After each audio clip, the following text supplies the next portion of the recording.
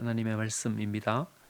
그들을 인도하여 시내를 건너가게 하며 그의 소유도 건너가게 하고 야곱은 홀로 남았더니 어떤 사람이 날이 새도록 야곱과 씨름하다가 자기가 야곱을 이기지 못함을 보고 그가 야곱의 허벅지 관절을 치매 야곱의 허벅지 관절이 그 사람과 씨름할 때 어긋났더라.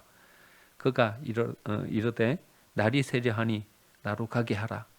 야곱이 이르되 당신이 내게 축복하지 아니하면 가게 하지 아니하겠나이다. 그 사람이 그에게 이르되 내 이름이 무엇이냐? 그가 이르되 야곱이니이다.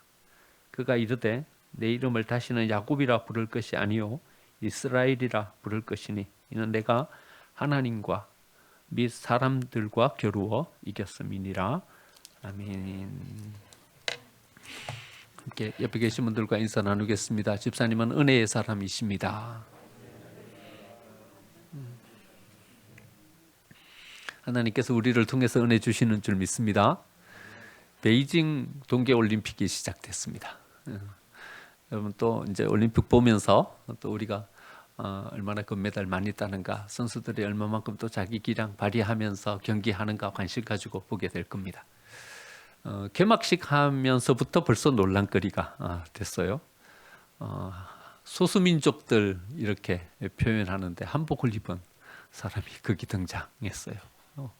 우리 정부도 발끈하고 그러면서 여기서부터 이미 또 대립이 경쟁이 시작됐다 이런 생각을 해보게 됩니다. 올림픽이라는 것이 경쟁하는 것이고 거기에서 어떤 대결과 씨름이 있는 곳입니다. 어쩌면 이것이 우리의 본능이기 때문에요. 거기에서 이기고 또 그 메달을 따고 또 자기의 능력을 발휘하고 하는 것에 우리는 관심을 가지고 바라봅니다. 하지만요, 우리가 또 믿음의 눈으로 이것을 어떻게 바라볼 것인가 하는 것을 한번 생각해 볼 법합니다. 본능이기 때문에 자연스럽게 끌리는 마음이지만 우리가 믿음의 눈으로 이걸 다시 한번 재평가해보고 바라보는 것은 우리에게 필요하다 생각합니다. 야곱의 삶, 어쩌면요 실험하는 삶이었어요. 경쟁하는 삶이었고요. 무언가를 쟁취하고 얻으려고 하는 이런 삶이었습니다. 어쩐 도발이 있는 그런 삶이었죠. 여러분 도전과 도발은 좀 다르죠. 하나님은요 우리에게 도전하라고 말씀하십니다. 그런데요 도발은 안 된다 이래 말씀하십니다. 아담에게 모든 창조 세계를 다 보여주시면서 생육하고 번성해라, 이것들을 정복해라 이렇게 말씀하셨지만요 선악과를 앞에 세워놓고서는 이것은 따먹지 말아라 이래 말씀하십니다. 도전해라, 꿈을 펼쳐라 이래 말씀하십니다. 근데 도발은 안 된다. 범위를 지켜라 이렇게 말씀하고 계시죠. 그런데요 야곱의 삶은 어떤 삶이었냐 하면요 좀 도발해야 되는 어떤 그런 상황과 그런 처지였어요. 태어나서 보니까 둘째예요. 그런데 형과 좀 몇 년 떨어진 둘째면 좀 덜 억울하겠는데 형 뒤꿈치를 붙잡고 태어났어요. 쌍둥이. 쌍둥이도 이렇게 몇 시간 차이가 있잖아요. 그런데 에서와 야곱은 차이도 없어요. 형 뒤꿈치를 붙잡고 태어났어요. 그런데 둘째예요. 여러분 이 둘째라는 자리가 이때의 상황이나 신앙의 눈으로 바라볼 때 별로 희망이 없는 자리예요. 하나님께서 아브라함에게 언약으로 허락해 주셨던 그 언약과 축복이 흐르는 거예요. 어디로 흐르냐 하면 아버지 이삭에게로 흐르는 거예요. 아버지 이삭에게로 흘러온 그 언약과 축복이 어디로 흘러가냐 하면요 장자 에서에게로 흘러갈 거예요. 이 야곱은 전체적인 삶을 이렇게 바라볼 때 이래 살면 안 되지 싶은 어떤 그런 눈으로 야곱의 삶을 바라보게 돼요. 그런데 야곱이 그래도 이건 괜찮네 하면서 바라보게 되는 것이 바로 이 부분인 거죠. 야곱은요 은혜가 어디로 흐르는지를 아는 사람이었어요. 에서가 가지는 어떤 맹점은요 자기가 세워진 자리가 얼마나 소중한 자리고 얼마나 귀한 자리인지 그걸 모르는 사람이었던 거예요. 배가 고파가지고 허둥지둥 돌아왔더니요 야곱이 팥죽을 끓여놓고 장자권을 팔아라 이래 말하는 거예요. 여러분 이게 판다고 팔리는 겁니까? 산다고 살 수 있는 겁니까? 사면 둘째가 첫째 되고 첫째가 둘째 되는 겁니까? 에서는 이거를 야곱에게 팔아버리는 거예요. 여러분 이게 뭘 의미하냐 하면 이 에서는 자기가 가지고 있었던 이 자리의 소중함, 하나님께서 아브라함에게 허락해 주셨던 그 언약과 그 축복이 흐르는 이 흐름의 이 영적인 안목이 에서에게는 없었다는 것이죠. 여러분 이게 얼마나 중요한 겁니까? 여러분 우리가 열심히 치열하게 어떤 삶을 살아가지고 뭘 쟁취하고 무엇을 얻으면요, 우리는 좀 어느 정도의 소유를 가지고 우리의 삶을 넉넉하게 살아갈 수 있을 것입니다. 하지만 여러분 그것이 흘러가는 이 은혜의 강 거기에 서지 않으면요, 그것은 잠깐의 성공에 불과하고 잠깐의 번영에 불과한 것임을 우리는 바라봐야 합니다. 여러분 에서도 에돔을 세웠어요. 아주 강한 나라였죠. 하지만 은혜의 흐름은요 그쪽으로 흘러가지 않는 거예요. 어디로 흘러가냐 하면요, 야곱을 통해서 이스라엘로 이렇게 흘러오는 거예요.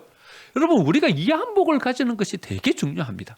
지금이 어떤 상황이냐, 얼마만큼 뭔가 풍요를 누리냐, 내가 많은 것을 가졌냐, 내가 지금 얼마만큼 영광스럽냐, 이것보다 더 중요한 것은요, 이 은혜의 흐름, 거기에 내가 놓여져 있나, 이게 훨씬 더 중요한 것입니다.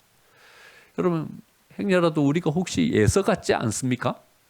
하나님께서 우리에게 너무나도 중요한 것을 주셨는데, 중요한 은혜의 자리에 우리를 세워주셨는데 우리가 그 직분을 또 그 자리를 너무 소홀하게 대하고 있지는 않습니까? 아무것도 아닌 것처럼 이렇게 우리가 그것을 바라보고 있지는 않습니까? 에서가 되어서는 곤란합니다. 여러분 야곱의 그 자리에 서야 합니다. 여러분 이 은혜의 흐름이 여러분 우리 교회를 통해서 흐르고 계심을 여러분 보십니까? 여러분 믿으십니까?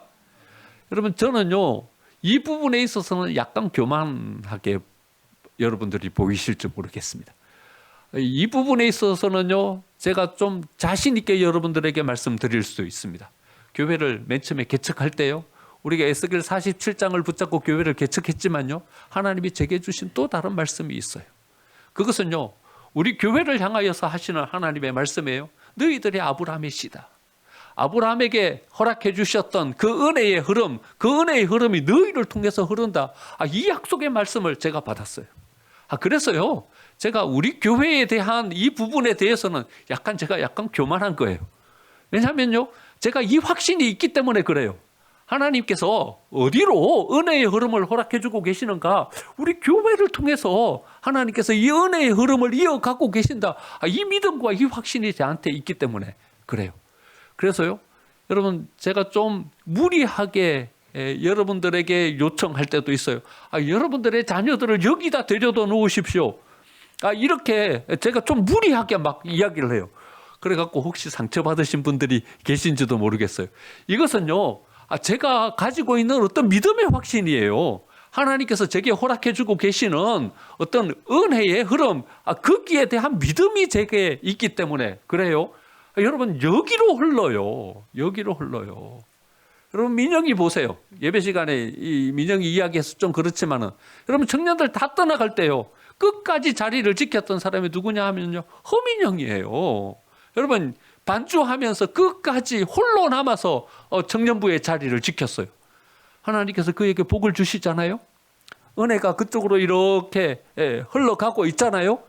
여러분 이 안목이 우리에게 있어야 되는 거예요. 여기에서 세워지는 우리의 자녀들, 여러분 한번 이 테스트 해보세요. 믿음의 눈으로 한번 바라봐 보세요. 여러분 그들이 어떻게 세워지고 어떻게 그들의 앞길이 열리면서 그들이 세워지는 지를 한번 잘 보세요. 여러분 은혜의 흐름이 여기로 흐르고 있어요. 그리고 우리가 거기에 서 있어요. 우리가 그 길을 제대로 잘 찾았다면요 이제 기다리면 되는 거예요. 믿음을 가지고 거기에서 짐득히 기다리면 하나님께서 정한 때에 우리에게 흘려보내주시는 은혜가 우리의 삶 가운데 담길 줄 믿습니다. 에서가 되어서는 곤란해요. 그것을 몰라서는 안 돼요. 그 흐름, 그 은혜의 흐름을 알고 서야 야곱이 될 수 있는 거예요.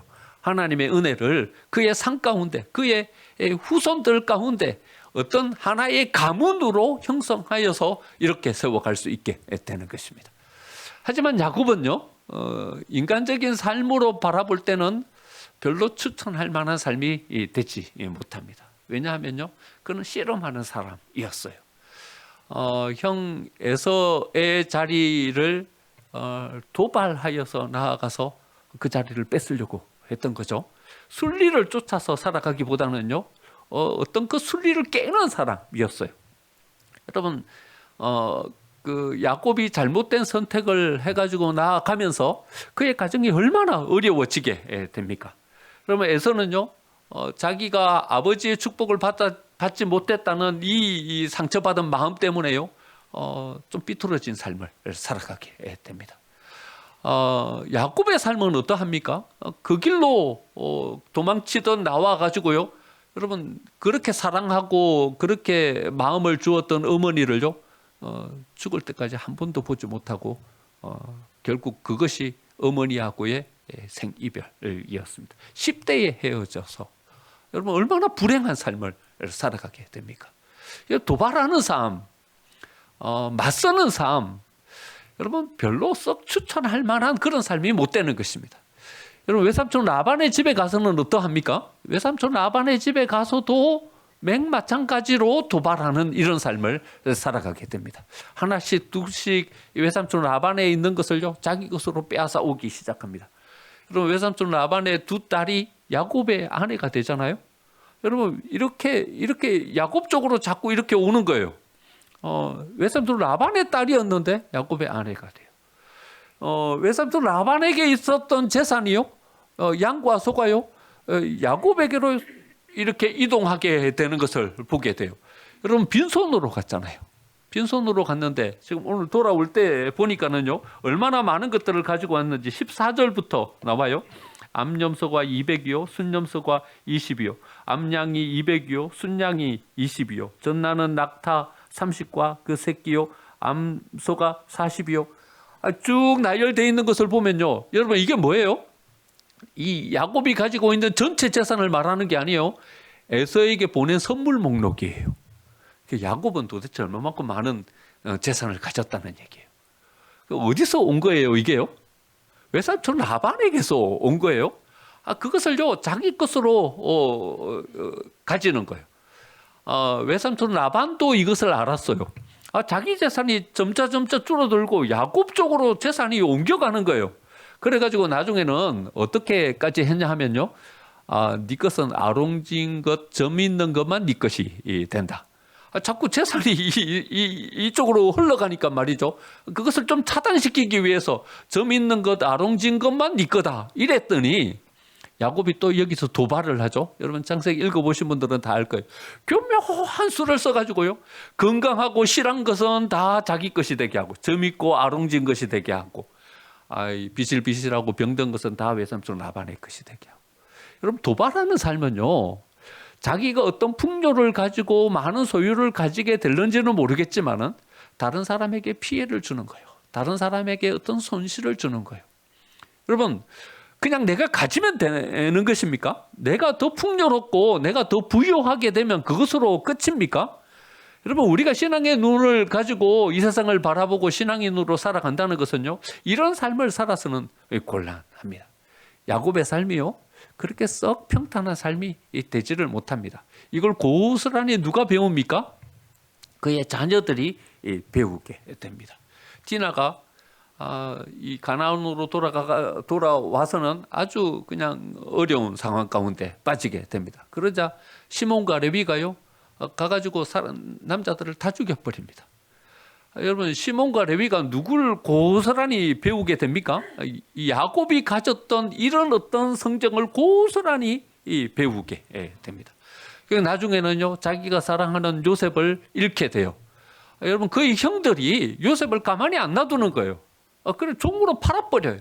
그리고 야곱에게 쏘기는 거예요. 짐승에게 찢겨서 죽은 것 같다고. 피 묻은 옷을 가지고 와가지고 야곱에게 가져다 주는 거예요. 야곱의 삶이 그렇게 행복하지 않았어요. 많은 풍요를 가졌는지는 모르겠어요. 그 사회적인 어떤 지위는 가졌는지 모르겠어요. 야곱의 삶이 행복하지가 않은 거예요. 나중 바로 앞에 서가지고 자기의 인생을 이렇게 고백합니다. 47장 9절에 보니까 내 나그네 길의 세월이 130년이니이다. 그리고는 이렇게 자기의 삶을 회고합니다. 내가 험악한 세월을 보내었나이다. 그러니까요, 도발하면서 세워가는 이런 삶, 어떤 질서를 깨고 하나님이 주신 순리의 삶을 벗어난 삶, 야곱에게는 별로 행복하지 않은 그런 삶이었다는 거죠. 여러분, 야곱이 왜 이런 인생을 살게 되는 것입니까? 야곱의 삶의 색깔이 그러했어요. 여러분, 우리의 색깔이 그러하지 않은지 한번 이렇게 살펴볼 필요가 있는 거예요. 그저 뭔가를 소유하고 내 삶의 지위를 안정되게 세워가기 위해서 어쩌면 야곱처럼 이런 색깔을 가진 사람으로 우리의 삶을 세워가고 있지 않은지 한번 점검해 보시면 좋겠습니다. 애굽으로 이주한 이후에 요셉이 자기 두 아들을 데리고 야곱에게로 가서 축복해 달라고 이야기합니다. 므낫세와 에브라임을 이 장자 차자 이렇게 두고서는 오른손에 므낫세가 가게, 왼손에 에브라임이 가게 이렇게 요셉이 앉혀요. 그리고는 축복해 달라고 하는데 야곱이 어떻게 축복하냐 하면 파를 어금바뀌어서 이렇게 거꾸로 축복해 버려요. 여러분, 이래 하면 안 되는 거잖아요, 그렇죠? 그런데 야곱의 삶의 어떤 색깔이 이런 색깔인 거예요. 어떤 순리를 쫓아서 나아가는 그런 색깔이 아니라 뭔가 어떤 도발하는 어떤 그런 삶의 색깔을 가진 사람으로서 삶을 살아가게 되는 것이죠. 여러분, 이래 이야기해 볼 수도 있어요. 그래도 이스라엘이 되지 않았냐고, 12지파의 아버지가 되지 않았냐고, 하나님과 겨루어 이긴 자라는 이런 이름을 가지게 되지 않았냐고, 이렇게 이야기해 볼 수도 있어요. 하지만 여러분, 야곱이 도발하는 인생을 살았기 때문에 이런 은혜를 받은 것입니까? 이스라엘이라는 이름을 가지게 된 것이 진짜 하나님과 겨루어 이긴 자가 되었기 때문에 그가 이런 은혜를 누리게 된 것입니까? 여러분, 그가 도발하는 인생이었기 때문에 이런 자리를 가지게 된 것이 아니라 하나님께서 그에게 은혜를 베풀어 주셨기 때문에 그런 거예요. 에서가 자기가 가진 그 자리의 소중함을 알지 못하는 사람이었기 때문에 야곱이 그 은혜를 누리게 된 것뿐인 거죠. 여러분, 도발의 결과가 아니라 하나님께서 그를 긍휼히 여기심 그것에 대한 결과였다는 거죠. 여러분, 우리가 하나님을 어떻게 이깁니까? 하나님과 겨루어 이긴 자라는 이 말은요, 진짜 우리가 하나님과 겨루어서 이겼다는 말이 아니라 하나님께서 그에게 긍휼의 은혜를 베풀어 주셨다, 이 말인 것이죠. 나영이가 초등학교 다닐 때요, 달리기를 곧잘 했어요. 학교에 가면요, 체육 시간에 달리기를 하면 다른 아이들보다 훨씬 더 잘 달리는 거예요. 그래서 자기가 제법 잘 달리는 줄 알았나 봐요. 그래가지고 한번 공원에 갔는데, 아빠 나랑 한번 붙을래? 이렇게 딱 도발하는 거예요. 여러분, 초등학교 딸아이랑 달리기를 해가지고 이겨먹을 부모가 어디 있습니까? 그렇죠? 여러분 같으면 이기겠습니까? 힘껏 달려주지만, 엇비슷하게 달려가지만 아슬아슬하게 져주는 거죠. 여러분, 그래놓고는 자기가 이겼다고요, 신이 나가지고요, 내가 아빠를 이겨먹었다고 막 신이 나 하는 거예요. 계속 져주면 탄로나니까 가끔 한 번씩은 이기는 거예요. 이기면서 아슬아슬하게 져주고 이러는 거예요. 여러분, 야곱이 진짜 하나님을 이겼을까요? 야곱이 하나님을 이긴 것이 아니라 하나님께서 야곱에게 은혜를 베풀어 주신 거죠. 그를 긍휼히 여겨주신 거죠. 그렇기 때문에 야곱이 이스라엘이 되고 12지파의 아버지가 된 것이죠. 하나님께서 그들에게 베풀어 주신 은혜의 결과인 것이지 그가 도발하며 치열하게 산 삶의 결과가 아니었다는 것을 우리가 알아야 한다는 것입니다. 야곱과 정반대의 삶을 살아간 한 인물이 등장합니다. 아이러니하게도요, 그 사람이 누군가 하면 바로 요셉입니다. 여러분, 대부분 이 부모님의 삶을 자녀들은 고스란히 이어받게 되어 있습니다. 주위를 이렇게 둘러보면요, 여러분 금방 발견할 수 있습니다. 어쩜 그렇게 아버지하고 꼭 닮았는지요? 여러분, 자녀들의 삶을 보면 똑같이 아버지의 삶을 그대로 답습하는 경우가 허다합니다. 그런데요, 반대의 경우도 있어요. 알코올 중독자 아버지 아래서 자라가는 자녀들은요, 둘 중에 하나예요. 여러분, 중간은 없어요. 둘 중에 하나예요. 어떤 건가 하면요, 똑같이 알코올 중독자가 되든지, 아니면 어떤 아이는 절대 술은 입에도 대지 않는 아이가 되든지, 둘 중에 하나예요. 못된 시어머니, 못된 시어머니라 그래서 죄송합니다. 가혹한 시어머니 아래서 자라간 며느리는요, 둘 중에 하나가 돼요. 그 시어머니를 능가하는 못된 시어머니가 되든지 아니면 아주 자비로운 시어머니가 되든지 둘 중에 하나예요. 그런데요, 이 요셉은요, 아버지 야곱의 삶을 바라보면서 이것은 아니다 이렇게 생각한 거죠. 치열하게 삶을 살아가는 것, 도발하면서 삶을 살아가는 것, 이것보다도 더 복된 삶이 있다는 것을 요셉은 안 거죠. 하나님께서 그에게 허락해 주신 그 꿈을 붙잡고 은혜의 순리를 쫓아서 나아가는 삶을 요셉이 살아가게 된 것이죠. 야곱의 삶이 치열한 삶을 살아가면서 자기의 인생을 세운 삶이라면요, 요셉의 인생은 하나님의 은혜에 순종하면서 나아가는 삶을 살아서 모든 사람을 풍요 가운데 세워지는 삶이었다고 이렇게 그의 삶을 평가할 수 있을 것입니다. 해와 달과 11별이 자기를 향해서 절하는 꿈을 꾸었습니다. 하나님께서 요셉에게 허락해 주신 은혜의 축복이었던 것이죠. 요셉은요, 이 축복의 은혜를 붙잡고 그의 삶을 살아가게 됩니다. 형들이 자기를 노예로 팔아버렸어요. 노예로 팔았지만 하나님께서 그에게 허락해 주신 이 은혜의 꿈, 그것을 붙잡고 그 은혜의 삶을 포기하지 않았습니다. 자기의 인생을 바꿀 만한 기회가 찾아왔어요. 그런데 그게 유혹으로 찾아온 거예요. 그러자 그는 흔들리지 않는 견고함으로 자기의 신앙의 삶을 세워가게 됩니다. 왕의 제수들이 갇히는 희망이 없는 감옥 속으로 그가 내던져지게 되었어요. 하지만 그는 요동치 않습니다. 여러분, 요셉의 삶이 어떤 상황과는 전혀 다름없이 흔들리지 않는, 요동하지 않는 견고한 기반 위에 세워진 삶이 될 수 있었을까요? 그것은 자기가 어떤 상황을 깨치고 나아가서 자기가 어떤 무언가를 개척하고 열어가는 삶이 아니라 은혜에 기대며 살아가는 삶이었기 때문에 그는 요동하지 않고 흔들리지 않을 수 있었던 거예요. 여러분, 우리의 힘으로 삶을 살아가면요, 상황이 어렵고 힘들면 우리는 좌절해버려요. 2번, 3번 도전하다가 안 되면 4번 다시 도전하기는 어려워요. 그런데요, 은혜에 기대고 그 하나님의 인도하심에 순종하면서 살아가는 삶을 살면요, 우리는 상황과 상관이 없는 흔들리지 않는 견고함을 가지고 우리의 삶을 세워갈 수 있게 되는 것이죠. 요셉의 삶이 가장 위기의 때에 가장 좋은 대안이 될 수 있는 삶으로 세워질 수 있었던 것은요, 은혜에 기대는 삶을 살았기 때문에 그러한 것이죠. 이런 요셉의 인생관을 가장 잘 표현해 주는 요셉의 고백이 바로 창세기 45장에 나옵니다. 곡식을 사러 온 형들이요, 이제 요셉이 요셉인 걸 알게 되었어요. 그러자 그들 마음 가운데 두려움이 찾아왔어요. 종으로 노예로 팔아버린 요셉이 총리가 돼버렸으니요, 분명히 우리를 향해서 보복할 것이다, 이런 두려움을 가지게 된 거죠. 그러자 요셉이 이렇게 대답합니다. 창세기 45장 5절, 당신들이 나를 이곳에 팔았다고 해서 근심하지 마소서, 한탄하지 마소서. 하나님이 생명을 구원하시려고 나를 당신들보다 먼저 보내셨나이다. 그런즉 나를 이리로 보낸 이는 당신들이 아니요 하나님이시니이다. 여러분, 요셉이 뭐라고 고백합니까? 팔았다 고백합니까? 팔았다고 표현하지 않고요, 보냈다 이렇게 표현합니다. 이리로 오게 한 이가 형들이었다고 말합니까? 형들이 아니라 하나님이라고 표현합니다. 형들이 나를 판 것이 아니라 하나님이 나를 여기로 보냈다 이렇게 말합니다.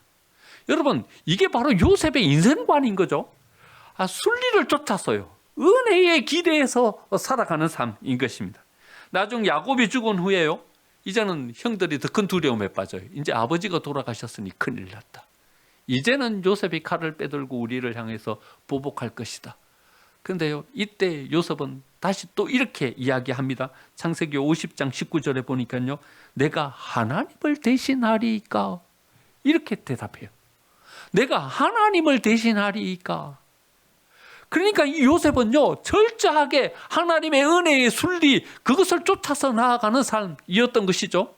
하나님의 은혜의 순리, 그것을 쫓아서 나아가니까는요, 하나님 앞에 이렇게 쓰임받는 삶으로 그가 세워질 수 있었던 것입니다.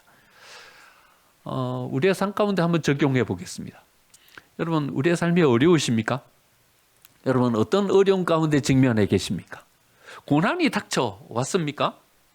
그 고난 앞에 여러분들은 어떤 마음가짐을 가지고 그 고난을 대하고 계십니까? 야곱처럼 내가 이것을 깨치고 나아가서 도발하면서 그 고난을 이길 수 있다, 이렇게 생각하십니까? 여러분, 그렇게 삶을 살아간다면 우리는 어느 정도 그것을 헤치고 나아갈 수 있을지도 모르겠습니다. 거기에서 어느 정도 우리의 삶의 지위를 가지고 그 고난보다도 좀 더 나은 삶의 자리매김을 하면서 나아갈 수 있을지는 모르겠습니다. 하지만 더 큰 고난이 닥쳐오면요, 그 고난이 끊임없이 우리의 삶을 압도해버리면요, 우리는 그 속에서 좌절해버릴 수밖에 없을 것입니다. 하지만 요셉과 같은 삶을 우리가 살아간다면요, 우리는 그 속에서 하나님의 또 다른 계획과 섭리를 찾으며 나아갈 수 있을 것입니다. 애굽에서 나온 이스라엘을요, 하나님은 홍해 광야길로 인도하십니다. 앞은 홍해가 가로막혔고요, 양쪽 옆은 산맥으로 이렇게 놓여져 있습니다. 근데 갑자기 뒤에서 바로가 추격을 하는 거예요. 하나님이 어째 이스라엘 백성들의 삶의 길을 이래 인도하십니까? 이거는요, 진퇴양난인 거예요. 완전히 고난 가운데 빠졌어요. 이것을 보고 바로는 뭐라고 표현하냐 하면요, 이렇게 표현해요. 저들이 광야에 갇혔다, 이렇게 표현해요. 저들이 광야에 갇혔다. 여러분, 바로처럼 이렇게 우리의 인생을 바라보고 계시진 않으십니까? 우리가 갇혀버렸어요. 고난에 갇혀버린 거예요. 어려움에 갇혀버린 거예요. 어찌 할 수 있는 방법이 없는 거예요. 앞으로 나아갈 수도 없고 뒤에는 바로가 쫓아오고 있고 양쪽 옆은 완전히 산맥으로 막혀 있고. 여러분, 바로의 눈으로 바라보면요, 우리는 도발이라는 것을 선택할 수밖에 없는 삶을 삽니다. 하지만 하나님은요, 모세에게 뭐라고 말씀하시냐면 이렇게 말씀하십니다. 너희는 가만히 있어. 오늘 너희를 위하여 행하시는 하나님의 구원을 보라, 이래 말씀하십니다. 너희는 가만히 있어. 여러분, 가만히 있으라는 이 말씀이 어떤 말씀입니까? 아무것도 하지 말고 가만히 꼼짝하지 않고 있으라는 말입니까? 꼼짝하지 말고 가만히 있으라는 말이 아니라 하나님의 은혜의 순리, 그것을 쫓아가라는 말씀입니다. 은혜의 순리, 그것을 쫓아 나아가면 하나님께서 우리를 구원하시는 그 구원을 우리는 맛보게 될 것이라는 사실입니다. 홍해가 갈라지지 않습니까? 하나님의 은혜의 순리, 그것을 쫓아 나아가면 우리는 하나님의 뜻을 이루고 하나님의 그 계획을 성취하는 자로서 우리의 삶을 살아드릴 수 있게 되는 것입니다. 여러분, 세상을 향해서 돌아서지 마십시오. 하나님의 은혜의 순리, 그것을 붙잡으십시오. 여러분, 도발해서 여러분들의 인생을 세워가려고 하지 마십시오. 하나님이 우리의 인생을 인도하고 계심을 믿으십시오. 여러분, 우리가 믿음의 삶을 산다는 것은요, 하나님께서 우리를 책임지고 계심을 믿는 것입니다.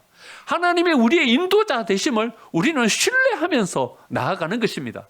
그 하나님의 인도하심을 신뢰하면서 나아가면, 믿음으로 우리의 삶을 살아드리면 하나님께서 우리를 향하여 베풀어주고 계시는 그 구원의 은혜를 우리가 누리게 될 줄 믿습니다.